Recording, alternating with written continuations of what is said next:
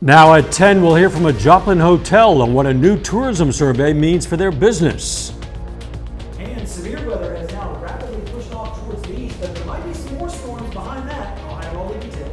Plus, KDOT representatives visit Pittsburgh to present the latest on the proposed Highway 69 bypass. Also, former President Donald Trump found liable for battery and defamation in a civil trial.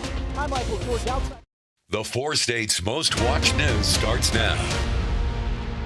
severe weather batters part of the 4 states, bringing down some trees and power lines, damaging a building and overturning a van.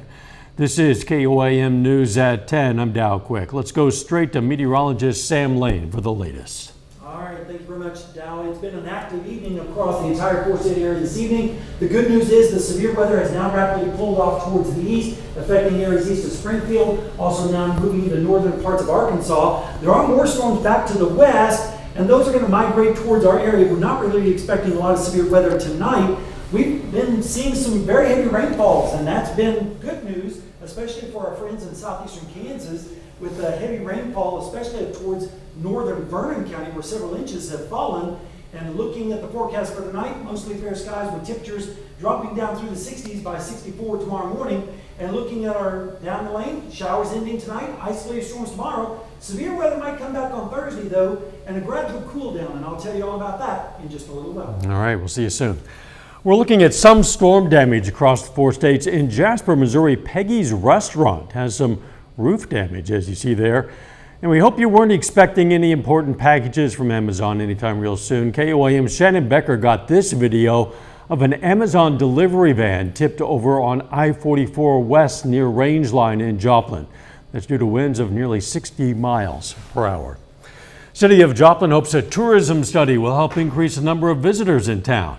KOAM's Yana Hautala talked with representatives from the Joplin Convention and Visitors Bureau and a local hotel about possible improvements to enhance tourism.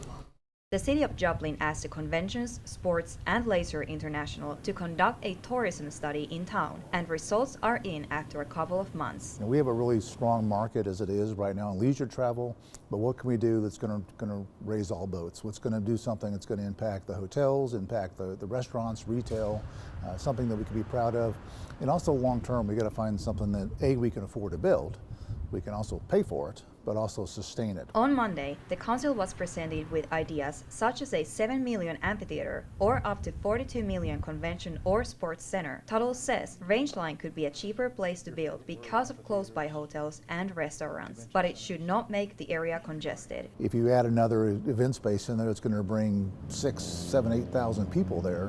What's the impact? We want people to come here and enjoy themselves, not fight traffic, not have to stand in line, not oversaturate a certain restaurant base. Mike Greniger, the director of sales at the La Quinta Inn in Joplin, says there are a lot of needs in Joplin when it comes to venues. It really is sad that a town the size of our community, and if you were to have a meeting over 250 people, you don't have anywhere that you could host that meeting right now. And that goes for reunions, for weddings. I mean, it's just really some of our venues. We all have good venues, but there's just no those large venues that we need when it comes time to host and accommodate a group of that size. In Joplin, Yana Hautala, KOAM News. Tuttle says the next phase for the city is to regroup the committee locally, work with CSL to look at the material deeper, and start moving forward with possible options.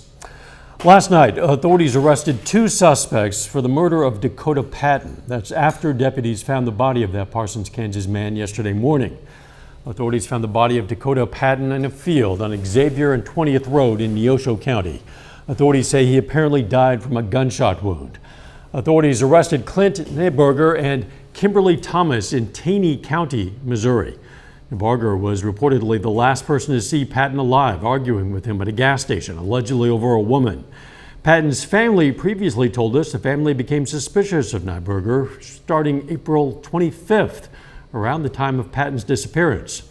Neuberger and Thomas are charged with first-degree murder and conspiracy to commit murder. And we are still doing follow-up leads and stuff on it. But next point it will be is they'll get to extradition and they'll be extradited back to Neosho County. Patton's family is thankful for the support from the community. Their GoFundMe link is available through KOAM News Now KOAM.com. Missouri's senior homeowners would be spared from rate hikes on property taxes under a bill passed by state lawmakers. If signed by Governor Mike Parson, it would be up to counties to approve the property tax breaks. The freeze on property tax rates would apply only to the primary residences of people 65 and older. The legislation would also end state taxes on Social Security benefits beginning in 2024. Currently, Missouri residents pay taxes on Social Security only if they make more than $85,000 a year or $100,000 a year if married. The Department of Health and Environment in Kansas has concluded a health study conducted near a chemical contamination site in Wichita. In 1998, it was discovered that chemicals from a spill in the 1970s or 80s were still in the ground at a Union Pacific rail yard. Researchers found higher rates of liver cancer in that area around the leak. Those rates were double the typical rate in the state among black residents. They also found more instances of low birth weight, though those instances have been decreasing since 2000. The study's authors concluded these health issues cannot be definitively tied to the contamination, since many other factors can influence them. A jury in New York found former President Trump liable for sexual abuse and defamation in a civil trial brought by magazine writer E. Jean Carroll. But the panel rejected the accusation that Carroll was raped. Michael George reports from New York. A civil jury in New York found former President Donald Trump liable for sexually abusing advice columnist E. Jean Carroll. The federal jury of 6 men and 3 women also found Trump liable for defaming Carroll after she made her allegations public in a memoir in 2019. Trump denied the accusation, calling it a hoax. The panel awarded Carroll $5 million in damages after about 3 hours of deliberations. Jurors rejected Carroll's claims that she was raped. Carroll testified that Trump sexually assaulted her in a dressing room at a New York City department store in 1996. The jury watched the infamous Access Hollywood tape released days before the 2016 election. The former president was asked about those remarks in a deposition for the case. You can do anything, grab them by the you can do anything. That's what you said, correct? Well, historically, that's true with stars. This verdict is the first time that a former president of the United States has actually been found liable for sexual abuse as well as defamation. Trump waived his right to testify, and his attorney said Trump would appeal the verdict. This was a rape claim. It was a rape case all along, and the jury rejected that, but made other findings. So we'll obviously be appealing those other findings. On his social media blog, Trump called the verdict a disgrace, saying he has, quote, absolutely no idea who Carroll is. Michael George, CBS News, New York. Trump, who is seeking the Republican nomination for the 2024 presidential race, did not attend the trial and was not present as the verdict was read. Coming up, how a domestic violence shelter in southeast Kansas is raising money to expand its services. Plus, we're going to check out a new mural looking to bring quite the buzz to Joplin. The Kansas Department of Transportation participated in the Pittsburgh City Commissioners meeting this evening, answering and fielding questions over the potential Highway 69 Western Bypass. This after they participated in the Crawford County Commissioners meeting in Girard this past Friday. KDOT fielded questions ranging from cost of the project to the benefits of the bypass and concerns about that project. Nobody wants a landfill in your backyard. Nobody wants a highway in your backyard. The problem is, and the point that we would make is that new highway construction is probably the best economic development that we can have in a community, that we can have in Crawford County. And the construction of any new highway is a win for us. If the bypass is just going to be taking all the money away. Now, I'm very concerned for the state of the economy here in Pittsburgh, Kansas, if my generation and the generations below decide to move away and not bring our new business ideas, especially with from our concern of all the money going west. If you have any questions for KDOT, you can email engagement@ks.tyke.org. The Kansas counties of Neosho, Anderson, Allen, and Woodson need a bigger emergency domestic violence and sexual assault shelter. There is a growing need for shelter from domestic violence and sexual assault, and the current House of Hope Unlimited in Iola is struggling to meet the demand. Hope Unlimited Shelter currently has 10 beds for women and men who need to be sheltered from domestic violence. The organization is raising money from donors with grants and also to help build a bigger house to accommodate not only the victims but also their families. The $3 million project is estimated to start in 2024. The Joplin History and Mineral Museum is working on a prairie project that involves adding pollinator and native plant-themed artwork to their grounds. The Joplin High School National Arts Honor Society started the project by painting a few benches outside. Now they're working on the finishing touches on a pollinator mural featuring native insects and plants with the help of community volunteers and sponsors. Students from the Carl Junction Art Department volunteered to do the work for a large portion of the mural. The Veterans Memorial at the Carterville, Missouri Cemetery is now complete. Officials today placed the final memorial stone on its pedestal, this one honoring Vietnam War veterans. The first stone placed on the memorial honored Civil War veterans. It was placed in 2018. Now there are also stones honoring veterans from World Wars I and II and the Korean War. History comes alive for some students in Carthage. Carthage Intermediate Center today hosted its Great Americans Day event in Central Park. The event featured volunteers who dressed up as historical figures to teach local students about their importance and the values they embodied. A performer portraying Squanto says each character not only talks about their life, but also general historic facts. Each of these characters that they see today have great character traits like perseverance and forgiveness and honesty and caring, and so those are the things that we try to highlight today for all these kids. About 400 fifth graders from 3 area schools attended that event. The YMCA in Carthage got some new life in a green sense. Today, the gym hosted a ribbon cutting for their brand new community pantry garden. And after the ribbon cutting, there was an open house. There was a sale on bunnies and honey and plants. Our community garden expanded 2 years ago to be what it is today.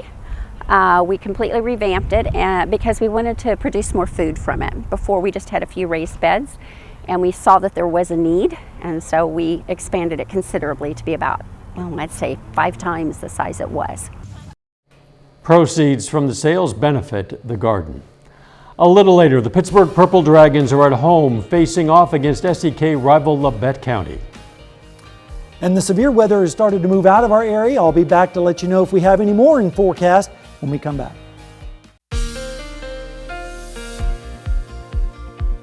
Well, folks, it's been an active day and evening across the 4 states with lots of severe weather, but the good news is we did get quite a bit of rainfall in some areas. Right now in Seneca, Missouri, at Indigo Sky Casino and Resort, cloudy skies, but at least the thunderstorms have started to move away from our area. Also, it helped out with the pollen a little bit. 8.2 today, 8.6 tomorrow, most of that mulberry, oak, and grasses. This afternoon, we made it up to 88 degrees, which was only 1 degree away from the record set back in 2011. That was a brutal summer, and we're behind on the rainfall, but I think we caught up just a little bit with some of those scattered showers and storms earlier this evening with the squall line. Now that squall line is well off towards the east, moving through Branson right now into Fayetteville, extending all the way down to the south of Tulsa, over towards Stillwater. More storms in the Wichita area extending back towards the north and west, towards Hutchinson and also Hayes. Some of those storms might sneak into our northwestern counties later on tonight, but we're not expecting any severe weather. Closer in view shows those scattered storms from Branson down to Berryville, Huntsville, Fayetteville, now starting to move out of Benton County as well. Quite a bit of rainfall fell with some of those storms earlier. You can see on the satellite view, big cluster of storms blew up over northern Kansas, raced across our area. Now we're dealing with just some mostly cloudy skies, but notice off towards the west, we have another storm system that's moving into Southern California. That's going to start to move towards us, and that's when we're going to see the chances of rain coming back, especially on Thursday. Temperatures right now are in the 60s with the rain-cooled air with light variable winds. Here's the severe weather risk for tomorrow. It's going to be in the high plains of eastern Colorado, western Kansas, and the panhandles of Texas and Oklahoma, extending on up towards the bad hills of South Dakota. And then as we move into Thursday, notice the severe weather risk moves a little bit closer to us, including the western counties. So we're going to have to watch that pretty closely, especially as we head into Thursday afternoon and evening. Rain chances tonight are going to be low, and then most of the day tomorrow, maybe an isolated storm or two, especially down to the south. and then the rain chances really start to increase as we go into Thursday. And rainfall amounts could be quite generous with the next round of storms, and that will certainly be welcome, especially for the folks in southeastern Kansas where the drought has just been unprecedented, and most of the area will start to see some showers and rain with that next system as well. Lows tonight are going to be in the mid-60s with light and variable winds, and then as we go through the day tomorrow, isolated storms possible once again mainly down to the south with highs in the low to mid-80s. And then as we go through tomorrow night into Thursday morning, notice the rain kind of moves back in from the south and east with lows in the 60s. And then as we go through Thursday afternoon, that moves away, but then more storms are expected to develop out towards the west with highs in the mid to upper 70s, close to 80 degrees. And then as we go into Friday morning, scattered storms again across the area with lows in the 60s. How about the next 7 days? Well, 30% chance of storms tomorrow. Again, the better chance down to the south. And then on Thursday, that's when we have another round of storms possible. Some of those could be strong or severe. Then Friday, a little bit of a break, and then more storms on Saturday possible. And then the next system won't arrive until next Wednesday. So, Dow, we're getting some rainfall finally across the area. Hopefully it's going to be enough. Yeah, some places probably would certainly like to get more. Absolutely. Thanks, Sam. Still ahead, Diamond and Mount Vernon meet for a softball district championship. And Pitt State baseball prepares to face the #1 seed in the MIAA tournament. Jacob Leonard has that and more up next.